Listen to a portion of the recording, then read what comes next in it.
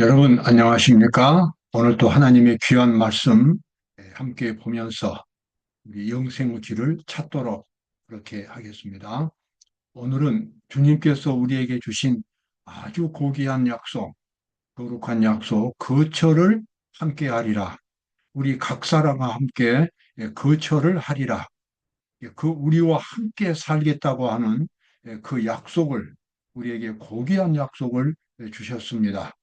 그래서 우리는 그 약속에 의해서 언제 어디서나 하나님과 함께 생활할 수가 있습니다. 어떤 환경에서도 우리는 예수님과 함께 생활할 수가 있습니다. 그것은 예수님이 가시면서 여러 번 반복해서 주신 확실한 약속입니다. 우리가 거룩한 사람이기 때문에 우리가 하나님의 모습으로 크게 변화되었기 때문에 그래서 주님께서 우리와 함께 하시는 것이 아니라 우리가 비록 죄가 있을지라도 주님의 뜻에 순종하겠다고 하는 이제는 주님을 의지하면서 따라가겠다고 하는 그와 같은 결심만 있으면 우리는 언제 어디서나 주님과 함께 거처를 가질 수가 있습니다. 오늘 그 약속 보도록 하겠습니다. 자, 예수님께서 이제 십자가에 달리시기 전에 제자들에게 이런 말씀을 하셨죠. 가서 너희를 위하여 처소를 예비하면 내가 다시 와서 너희를 내게로 영접하여 나 있는 곳에 너희도 있게 하리라. 이 예수님의 약속, 내가 이제 가는데 가면 너희를 위해서 처소를 예비해 놓고 그러면 내가 다시 와서 너희를 나 있는 곳으로 이제 데려가겠다. 이 말씀은 멀리 보면 예수님의 재림에 해당이 됩니다. 하늘 이 성소, 그러니까 하늘에 있는 우리의 처소를 주님께서 이제 준비해 놓으시고 구원받은 사람들을 그곳으로 이제 데려가겠다는 약속입니다. 그러나 요한계시록 14장, 15장, 16장까지 또 이제 더 나아가서 17장까지는 예수님께서 십자가에 달리시기 전날 밤에 하신 고귀한 약속입니다. 이 약속은 일차적으로 제자들이 이 세상에 살고 있지만 예수님께서 다시 이 세상에 이제 제자들과 함께 살으시겠다는 뜻입니다. 가서 너희를 위해서 처소를 예비한다고 하는 것은 성소 진리를 가리킵니다. 예수님이 말씀하신 이 성소, 이 구약 시대에 이스라엘 백성들이 제사를 드렸던 이 성소는 어떤 지역적인 개념보다는 영적인 개념입니다. 그래서 하나님의 백성들이 항상 하나님 앞에서 살아갈 수 있는 시간과 이 영적인 공간, 그것이 바로 성소의 근본적인 의미입니다. 예수님께서 여기서 말씀하신 이 처소는 그와 같은 성전을 의미하는 것입니다. 그래서 제자들이 예수님은 이제는 육신적인 예수님이 보이지 않을지라도 그들은 예수님이 바로 마음속에 계시고 그들의 생활 속에 계셔서 그 전에 3년 반 동안 함께 생활했던 그 예수님보다도 더 밀착되게 예수님과 함께 살아갈 수 있는 귀한 약속을 제자들은 확신하게 되었습니다. 내가 너희를 위하여 처소를 예비하면 너희에게로 다시 오겠다고 하는 이 약속은 성소 진리를 가리킵니다. 자, 예수님께서 이 약속을 주시기 전에 제자들의 마음은 대단히 혼란되어 있었습니다. 예수님은 곧 십자가에 달려 죽으실 텐데 지금 무슨 사건이 오고 있는지 제자들은 전혀 예측도 못했고 마음의 준비도 하지 못했습니다. 정말 예수님께서 십자가에 달려서 그렇게 끔찍하게 돌아가시리라고 하는 것은 상상할 수도 없는 일이었습니다. 그들은 예수님에게 그의 모든 미래를 다 걸었습니다. 그런데 그 예수님이 이제 십자가에 달려 돌아가신 사건을 보면서 한마디로 제자들은 멘붕 상태에 빠졌습니다. 정말 어디 가서 무엇을 해야 할지를 전혀 모르는 그런 상황 속에 빠졌습니다. 여기 도마가 지금 질문하지요. 도마가 가로되 주여 어디로 가시는지 우리가 알지 못하거늘 그 길을 어찌 알겠사옵나이까. 내가 이제 가서 너희를 위해서 처소를 예비하면 내가 다시 와서 내 거처에서 함께 살겠다고 하시니까 이 도마가 답답한 마음으로 질문을 합니다. 주님, 그 가시는 길을 알지 못하는데 우리가 어떻게 주님을 만날 수 있겠습니까? 지금 도마는 어떤 인간적인 어떤 한계성, 그래서 인간적인 공간, 장소를 의미하고 있습니다. 그러나 예수님은 영적인 사실을 말씀하십니다. 내가 가는 곳에 그 길을 너희가 알리라. 내가 그 길을 나를 따라오는 그 길을 너희가 알 것이라고 말씀하셨어요. 예수님은 이렇게 말씀하셨지만 제자들은 전혀 개념이 생기지 않았습니다. 또 같은 말씀하십니다.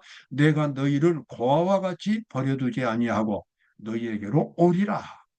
이 말씀도 참 좋은 약속이고 확실한 약속이지만 제자들은 이 말씀도 다 이해하지를 못했습니다. 그러나 제자들이 예수님께서 부활하신 후에 이 의미를 다 알았습니다. 그날에는 그럼 예수님께서 이제 영적으로 제자들에게 찾아오시는 그날 성소 진리가 어떤 것인가를 이제 예수님이 제자들과 함께 생활하신다는 것이 어떤 의미인가를 알게 되었을 때에 그들은 이제 완전히 새로운 사람으로 변화되었습니다. 그날에는 내가 아버지 안에, 너희가 내 안에, 내가 너희 안에 있는 것을 알리라. 아멘. 예, 그렇습니다. 우리 그리스도인들은 하나님 아버지 안에 사는 사람들이고 그리스도 안에 사는 사람들입니다. 그리스도는 하나님 아버지 안에 사는 사람들입니다. 그래서 우리 그리스도인들은 하나님 아버지와 예수님 안에서 영적인 환경 속에서 생활할 수가 있는 것입니다. 바로 그것이 예수님께서 말씀하신 거처입니다. 어떻게 그렇게 생활할 수 있는가? 마음에 깨달음만 있다면 예수님이 영적으로 들어오시는 것을 마음속에 예수님을 영적으로 모시는 그 경험만 갖는다면 성령의 감동하심에 의해서 우리들은 언제나 어디서나 예수님 안에서 살아갈 수가 있습니다. 바로 그것이 예수님이 말씀하신 성소 진리고 그리고 또이 성소 진리고 그다음에 임마누엘 하나님 내가 너희와 함께 계신다고 하는 그 약속의 성취가 되겠습니다. 자, 그렇게 하려면 예수님과 함께 살려면 마음이 통해야 하겠지요. 이 예수님과의 이 마음이 하나가 되면 같이 살 수가 없습니다. 예수님과 마음이 하나가 된다는 것은 예수님의 뜻에 순종한다는 것을 의미합니다. 예수님의 뜻대로 살아가는 것을 의미합니다. 사람이 자기 뜻대로 살아가는 것은 이건 하나님의 방법이 아닙니다. 그것은 죄악의 길이고 사탄의 길인 것입니다. 그래서 예수님과 함께 생활하기를 원한다면 반드시 그 사람은 예수님의 모든 말씀에 예수님의 뜻에 자기 자신을 일치시키는 그와 같은 마음속의 거룩한 결심, 그 거룩한 뜻에 순종하는 그와 같은 일이 반드시 있어야 합니다. 자, 요한복음 14장 21절에 나와 있는 말씀이죠. 나의 계명을 가지고 지키는 자라야 나를 사랑하는 자니 나를 사랑하는 자는 내 아버지께 사랑을 받을 것이요 나도 그를 사랑하여 그에게 나를 나타내리라. 하나님을 사랑하는 것은 하나님의 말씀에 순종하는 것입니다. 예수님을 사랑하고 그래 예수님을 사랑하고 예수님과 함께 살기를 원하는 사람은 반드시 마음속에서부터 근본적으로 하나님의 뜻에 자기 자신을 일치시키는 그와 같은 순종의 경험이 반드시 있어야 하는 것입니다. 하나님의 말씀에 순종하지 않는다는 것은 여전히 죄인으로 사는 것을 의미하고 죄는 뭡니까? 하나님의 법에 저항하는 것입니다. 육신의 생각은 하나님과 원수가 되기 때문에 그렇습니다. 성소 임마누엘이란 말은 하나님이 우리와 함께 계신다는 뜻인데 더 정확히 말하면 나와 함께 계신다는 뜻이 되겠습니다. 자, 하나님은 구약 시대에도 하나님께서 언제나 하나님의 백성들과 함께 생활하신다는 사실을 눈으로 볼 수 있도록 늘 증거로 볼 수 있도록 성소라고 하는 건물을 지어 주셨습니다. 내가 그들 중에 거할 성소를 그들을 시켜 나를 위하여 짓되 물은 내가 네게 보이는 장막의 식양과 그 기구의 식양을 따라 지을지니라.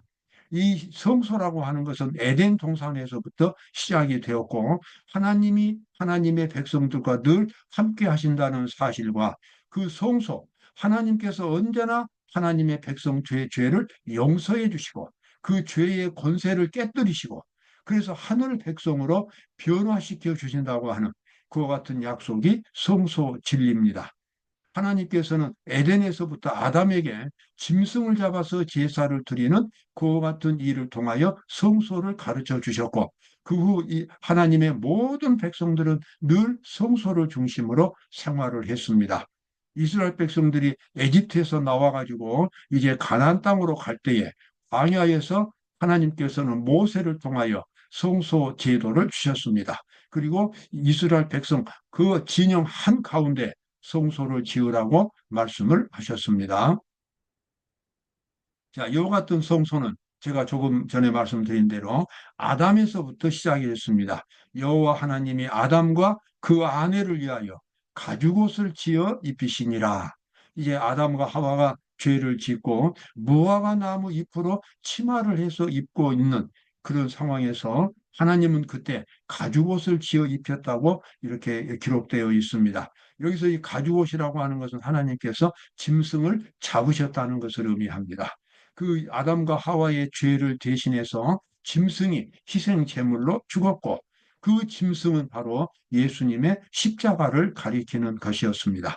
가죽옷을 지어 입히셨다고 하는 것은 예수 하나의 상징으로서 이제는 죄인이 예수님을 믿으면 의의 옷을 입는다고 하는 죄인의 신분이 의인의 신분으로 바꿔져서 하나님의 자녀가 된다는 것을 상징적으로 보여주는 것이 바로 가죽 옷이었습니다. 그래서 여호와 하나님이 아담과 그 아내를 위하여 가죽옷을 지어 입히셨다고 하는 것은 예수님의 십자가를 통한 구원의 복음을 설명하셨다는 것을 의미합니다. 여기 창세기 12장에 보면 이제 아브라함이 이렇게 제사를 드리는 장면이 나옵니다. 그 후 아담 때부터 시작해서 모든 경건한 하나님의 백성들은 늘 이 번제단을 쌓았습니다. 번제단이라는 것이 간단합니다. 그냥 돌 가지고 이렇게 단을 쌓고 그 위에다가 짐승을 잡아서 태우는 그런 제사를 드리는 것이었습니다. 그래서 이 아담부터 시작해가지고 쭉 이렇게 이어져 왔습니다. 노아도 광주에서 나온 후에 홍수 후에 이제 짐승을 잡아서 제사를 드렸고 아브라함도 여기 나와 있는 말씀이죠.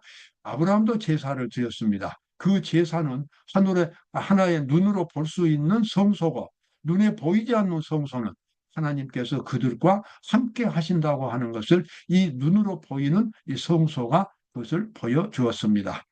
거기서 베델 동편 산으로 옮겨 장막을 치니 서는 베델이요 동은 아이라. 그가 그곳에서 여호와를 위하여 단을 쌓고 여호와의 이름을 부르더니 이렇게 하면서 아브라함은 이런 제사를 드리면서 항상 하나님과 함께 생활할 수가 있었습니다. 이와 같은 이제 제사들은 예수님의 십자가 이후에는 다 이제 무효가 되고 더 이상 쓸모가 없었는데 십자가 이전에는 예수님의 십자가를 가리키는 그와 같은 번제다 그런 제사가 항상 있었습니다. 이제 하나님이 우리와 함께 하신다고 하는 그 고귀한 약속은 예수님을 통해서 이제 성취가 되는 것입니다.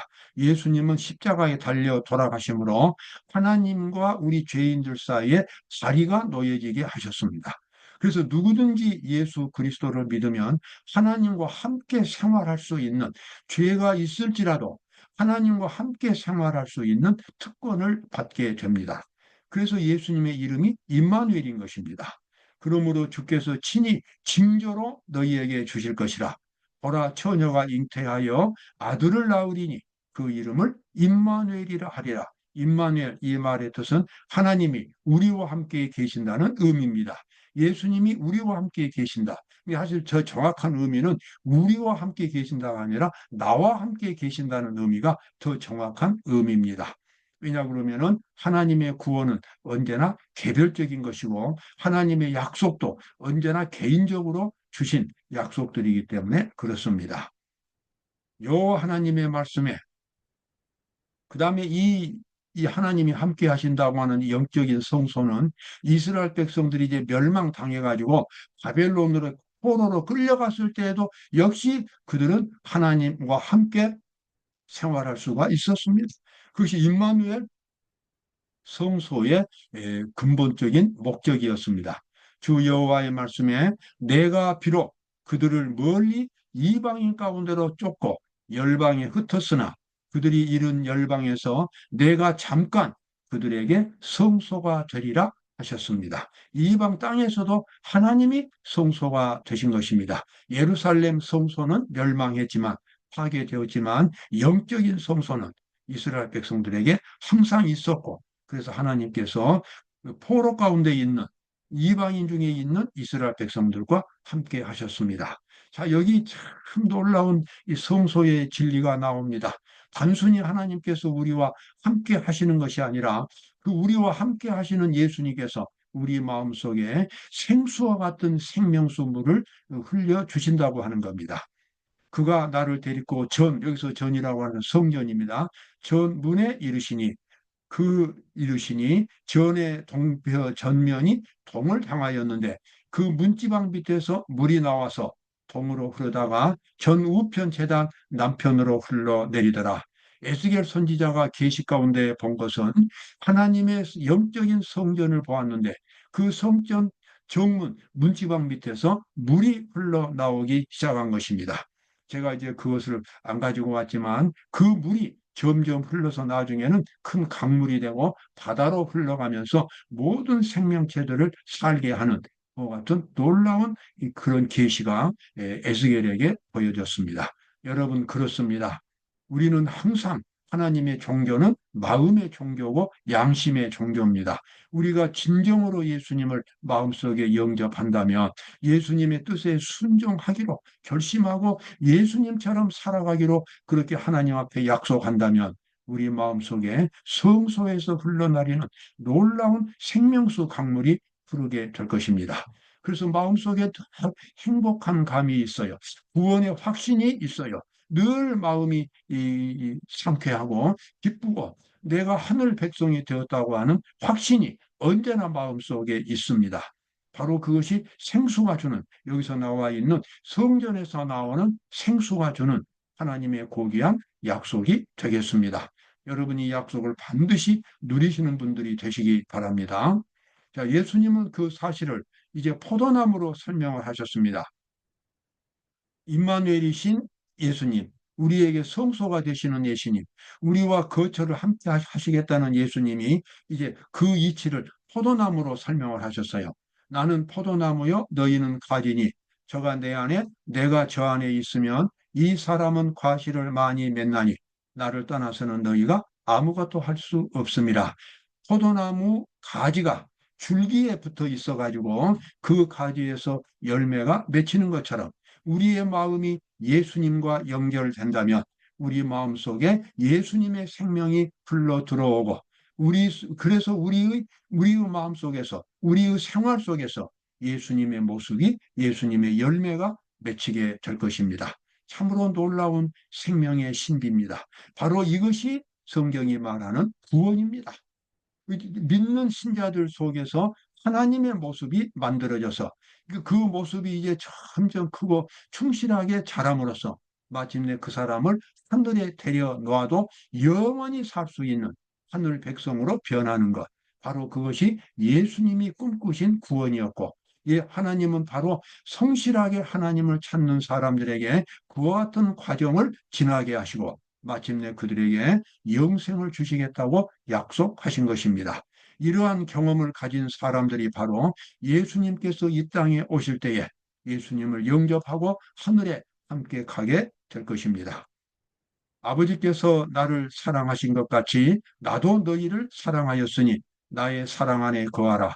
내가 아버지의 계명을 지켜 그의 사랑 안에 거하는 것 같이 너희도 내 계명을 지키면 내 사랑 안에 거하리라. 아멘. 예수님으로부터 생명을 받는 것, 바로 그것은 항상 하나님의 말씀이 마음의 중심에 있기 때문에 그렇습니다. 하나님의 말씀 속에 산다고 하는 것, 하나님의 말씀은 하나님의 뜻이 그 말씀 속에 있습니다. 그래서 말씀을 순종한다는 것은 하나님과 마음이 일치되는 것을 의미합니다. 바로 그것이 영생이고 구원이 되겠습니다. 여러분, 오늘 우리는 어디서 언제 생활하더라도 항상 예수님과 함께 생활할 수 있습니다. 임마누엘, 하나님이 나와 함께 계신다는 약속은 아담이 에덴 동산에서 죄를 지었을 때부터 하나님이 주신 약속이었습니다. 그리고 그 약속은 십자가를 통해서 확정이 되었고 세상 끝까지 신실한 하나님의 백성들에게 예수님께서 함께 하시는 것입니다. 바로 그것이 성소 진리고 예수님이 마련하신 거처가 되겠습니다. 이 고귀한 특권 여러분 결코 놓치지 마시기 바랍니다. 오늘도 행복한 하루가 되시기 바랍니다. 감사합니다.